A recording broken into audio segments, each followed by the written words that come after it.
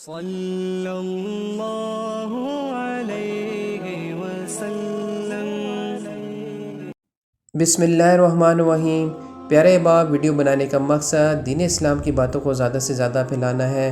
اگر آپ اس نیکی کا حصہ بننا چاہتے ہیں تو آپ سے گزارش ہے کہ ویڈیو کو زیادہ سے زیادہ شیئر کریں۔ ایک رکت انگیز رخصتی۔ ایک بزرگ رحمۃ اللہ تعالیٰ علیہ کے بارے میں منقول ہے کہ انہوں نے عرض کی، یا الہی عز و جل، جب میں صحت مند ہوتا ہوں تیری نافرمانی کرتا ہوں، اور جب کمزور ہوتا ہوں تو تیری اطاعت کرنے لگتا ہوں۔ طاقت کے زم میں تجھے ناراض کر بیٹھتا ہوں، کمزوری کے عالم میں تیری فرما برداری کرنے لگتا ہوں۔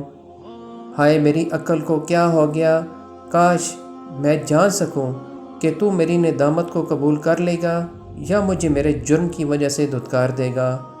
یہ کہنے کے بعد آپ رحمۃ اللہ تعالیٰ غش کھا کر زمین پر تشریف لے آئے، جس سے آپ کی پیشانی زخمی ہو گئی۔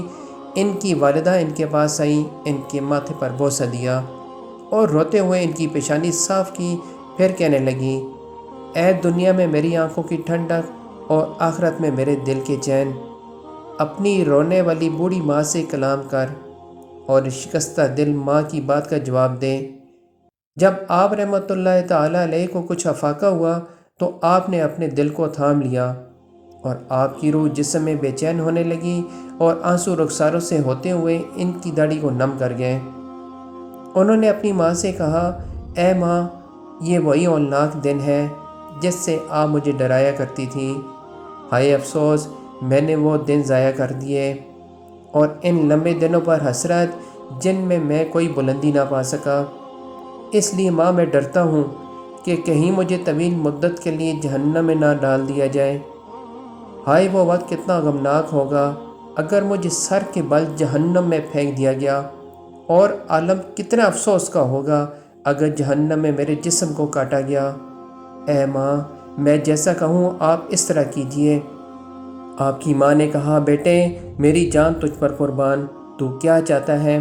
بیٹے نے کہا، میرا رخسار مٹی پر رکھ دیجئے اور اسے اپنے پاؤں سے روندیے تاکہ میں دنیا ہی میں ذلت کا مزہ چکھ لوں اور اپنے آقا و مولا عز و جل کی برگاہ سے لذت پاؤں، تاکہ وہ مجھ پر رحم فرما کر جہنم کی بھڑکتی ہوئی آگ سے مجھے نجات دے دے۔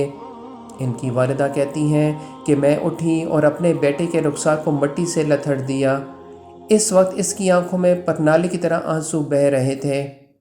پھر میں نے اس کے رخسار کو اپنے قدموں سے روندا تو وہ کمزور آواز سے کہنے لگا، گنہگار اور نافرمان کی سزا یہی ہے، خطا کار اور بدکار کا بدلہ یہی ہے، اپنے مولا کے در پر کھڑا نہ ہونے والے کی یہی جزا ہے، اللہ رب العزت سے نہ ڈرنے والے کی یہی جزا ہے۔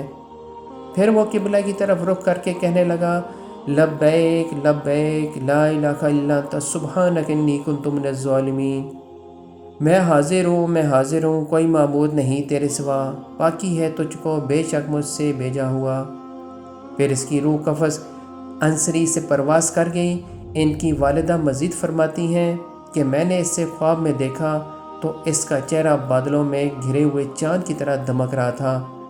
میں نے پوچھا، بیٹا تیرے آقا عز و جل نے تیرے ساتھ کیا معاملہ کیا؟ تو اس نے جواب دیا، اس نے میرے درجے کو بلند فرما کر مجھے خاتم المرسلین رحمت للعالمین محبوب رب العالمین صلی اللہ علیہ وآلہ وسلم کے قرب میں جگہ عطا فرما دی۔ میں نے پوچھا کہ بیٹا، میں نے تیری وفات کے بعد تجھ سے جو کچھ سنا تھا وہ کیا تھا؟ اس نے کہا، امی جان، ہاتف غیب سے مجھے آواز آئی تھی کہ اے عمران، اللہ عز و جل کی طرف بلانے والے کی دعوت قبول کرو، تو میں نے اس کی دعوت پر اپنے رب عز و جل کو لبیک کہا تھا۔ پیارے باپ، بے شک موت کی سختی بہت ہی تکلیف دہ ہوتی ہے۔ دعا ہے اللہ پاک ہماری زندگی اسلام کے اصولوں کے مطابق گزارنے کی توفیق دے اور ہمارا خاتمہ بالایمان فرمائے۔ آمین یا رب العالمین۔